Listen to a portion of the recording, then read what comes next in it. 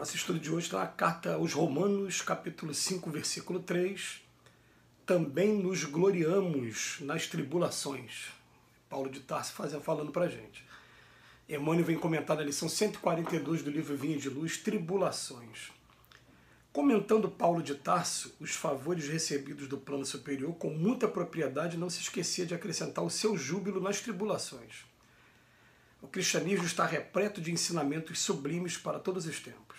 Muitos aprendizes não lembram o apóstolo da gentilidade, senão em seu encontro divino com o mestre às portas de Damasco, fixando-lhe a transformação sobre o hálito renovador de Jesus, e muitos companheiros se lhe dirigem ao coração, mentalizando-lhe a coroa de espírito redimido e de trabalhador glorificado na casa do Pai Celestial. A palavra do grande operário do Cristo, entretanto, não deixa margem a qualquer dúvida quanto ao preço que lhe custou a redenção. Muita vez, reportando-se às dilacerações do caminho, salientando as estações educativas e restauradoras, entre o primeiro clarão da fé e o supremo testemunho. Depois da bênção consoladora que lhe reforma a vida, ei-lo entre açoites, desesperanças e pedradas. Entre a graça de Jesus que lhe fora ao encontro e o esforço que lhe competia efetuar por reencontrá-lo, são indispensáveis anos pesados, de serviço áspero e contínua renunciação. Reparemos em nós mesmos à frente da luz evangélica. Nem todos renascem na Terra com tarefas definidas na autoridade, na eminência social ou no governo do mundo, mas podemos asseverar que todos os discípulos, em qualquer situação ou circunstância, podem dispor de força, posição e controle de si próprios. Recordemos que a tribulação produz fortaleza e paciência e, em verdade, ninguém encontra o tesouro da experiência no pântano da ociosidade. É necessário acordar com o dia, seguindo-lhe o curso brilhante do serviço, nas oportunidades de trabalho que ele nos descortina. A existência terrestre é passagem para a luz eterna, e prosseguir com Cristo é acompanhar-lhe as pegadas, evitando desvio insidioso. No exame, pois, das considerações paulinas, não ouvidemos de que, se Jesus veio até nós, cabe-nos marchar desassombradamente ao encontro dele, compreendendo que para isso o grande serviço de preparação há de ser começado na maravilhosa e desconhecida terra de nós mesmos. Ele fala de tribulações. O que se chama de tribulações, gente? Tribulações são esses percalços, esses obstáculos que aparecem para a gente a todo momento. Nós estamos vivendo uma grande tribulação coletiva e mundial, que é a pandemia do momento. Mas a gente tem tribulações, cada um de maneira específica em suas vidas. Emmanuel faz uma consideração interessante. As pessoas, quando vão falar de Paulo de Tarso, falam, legal, né? 70% do Novo Testamento foi escrito por esse Paulo de Tarso.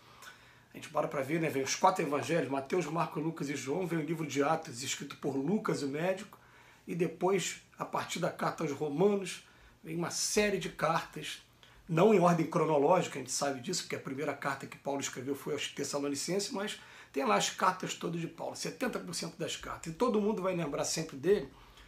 Em primeiro lugar, as portas de Damasco, como aquele perseguidor que ficou cego, viu Jesus e que teve uma transformação grande na vida dele. Mas as pessoas esquecem, depois de estudar, como é que foi a vida do Paulo, e principalmente a gente tem uma obra de arte em nossas mãos, que é o livro Paulo e Estevão, escrito por esse próprio Emmanuel, que é o autor do livro Vinha de Luz.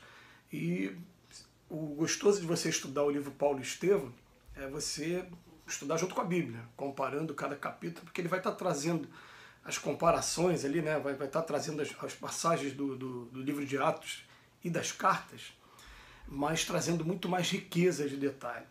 Então ele vem falar para a gente, tribulações. O que Paulo de Tarso passou? Tem um momento que ele fala aqui no texto, né? Que custou, inclusive ele tomou pedradas, né? Tem um momento aqui que fala o preço que custou para o Paulo essas tribulações, né?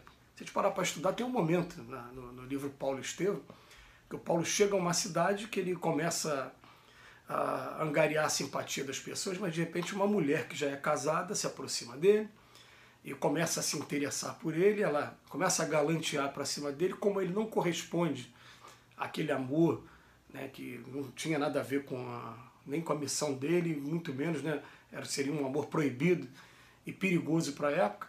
Ela foi fazer uma denúncia de que ele havia falado alguma coisa, se galanteado para cima dela. O que acontece? As autoridades e os homens do local o apedrejam quase até a morte. Quando você para ler o texto, ele foi expulso da cidade e foi apedrejado. E a gente vê ali, o apedrejamento era muito difícil uma pessoa sobreviver, quer dizer, deve ter sobrevivido por alguma intervenção divina mesmo. Mas estava ali, ó, dando prova da sua fé. Tinha que passar aquele momento todo de convalescência, aquele momento todo se recuperando, igual eu já tive amigos que sofreram acidentes, aconteceram alguma coisa, eles tiveram que dar uma parada total na vida deles para ficar lá no leito de hospital, até na sua própria casa se recuperando. Mas quando terminou a recuperação, vamos continuar com o nosso trabalho. Se a gente não pode ir lá pessoalmente, a gente manda algumas pessoas irem através de nós, e quando tiver oportunidade, né, se a gente tiver oportunidade de ir lá também, se reconciliar, se for recomendado pela espiritualidade amiga, por Jesus no caso, né, se Jesus, provavelmente, com certeza, se falasse para ele, vamos voltar naquela cidade, ele voltaria. Uma outra coisa que é interessante a gente estudar na história de Paulo também, é que um pouquinho antes da sua morte, ele foi preso e ele ia ser executado, e antes de ser executado ele vira para os judeus e fala, peraí, eu sou romano, então eu como cidadão romano, eu tenho direito de invocar a presença do César, eu quero ser levado até o César em Roma para ser julgado. Ele incomoda muito os judeus por conta da postura dele, mas o respeito que os judeus tinham ao romano, era subordinado ao romano, falou, não tem como, eu tenho que mandar para César mesmo. E ele foi para César na condição de prisioneiro, ainda conquistado durante algum tempo a sua liberdade antes de ser morto em Roma por conta de Nero ter tacado fogo em Roma e ter colocado a culpa nos cristãos da época. Então a gente vai vendo as tribulações que ele viveu. Se a gente parar para estudar a parte histórica, tem muito mais detalhes para trazer. Mas é interessante a gente trazer as tribulações que a gente vive. Porque se o homem não tiver tribulação nenhuma, ele não é testado em momento nenhum. E é na hora mesmo, na hora, no país que a gente vive, nas oportunidades que são oferecidas para a gente, corrupção, os vícios, sensualidade, são nessas horas que são as tribulações e que a gente é testado. E olha, a gente vai ser testado até o limite das nossas resistências. Isso é normal em qualquer apostolado, em qualquer, né? A gente usa às vezes esses termos assim, mas para a gente entender, né, já que a gente está aqui se propondo a estudar e viver o Cristo, a gente é um aprendiz.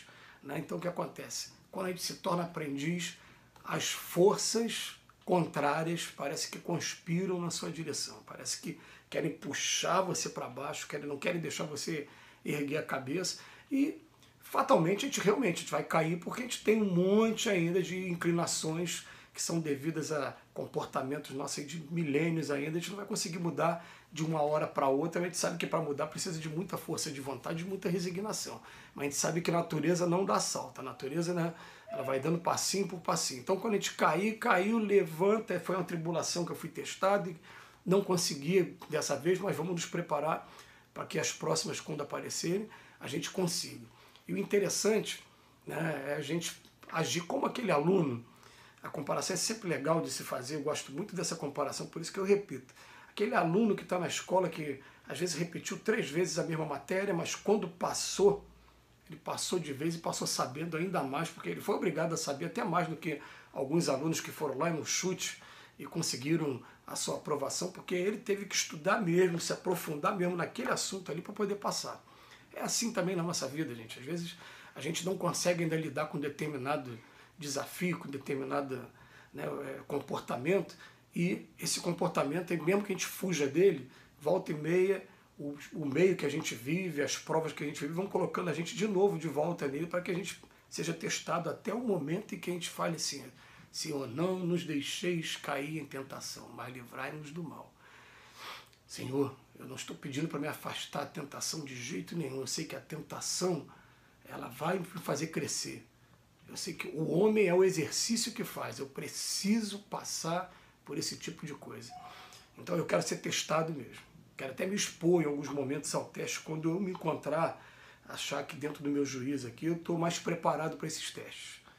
Né? Mas eu quero assim, com a intenção de daqui a pouco ter esse total controle e ter aquela vitória maravilhosa que as tribulações dão para a gente, né? Por isso que também nos gloriamos nas tribulações, é aquela vitória assim, ó, eu venci a mim mesmo. Por isso que ele termina aqui dizendo, né, tem que começar na terra de nós mesmos. Muito obrigado mais uma vez, Emmanuel, pelo estudo maravilhoso dessa manhã, pela reflexão. Que Jesus nos abençoe hoje e sempre.